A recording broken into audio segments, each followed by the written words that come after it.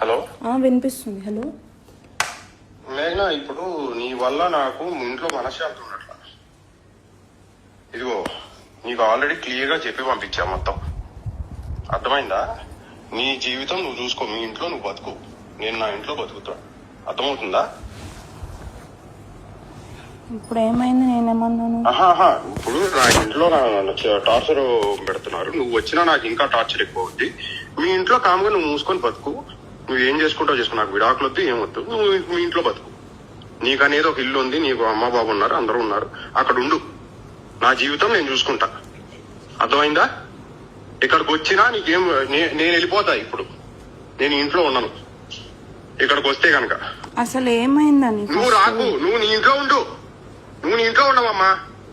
ఎవరివి నువ్వు? ఎవరివేంటి? నువ్వు పెళ్లి చేసుకోలేదా? ఊరికే వచ్చానా నేనేమన్నా? ఊరికే వచ్చానా నేనేమన్నా? ఇప్పుడు ఎవరేమన్నారు నిన్ను? ఏంటి ఇంట్లో నన్ను రోజు టార్చర్? ఇది నీ సైడ్ నీకే అంత టార్చర్ ఉంటే నాకెట్లా ఉండాలి? వెళ్ళిపోండి. ఏం కావాలో అసలు ఏమైంది? ఎందుకు అరుస్తున్నావు అట్లా? ఇప్పుడు ఎవరేమన్నారు నిన్ను? నేనైతే నేను ఫోన్ చేయట్లేదు, నేను డిస్టర్బ్ చేయట్లేదు.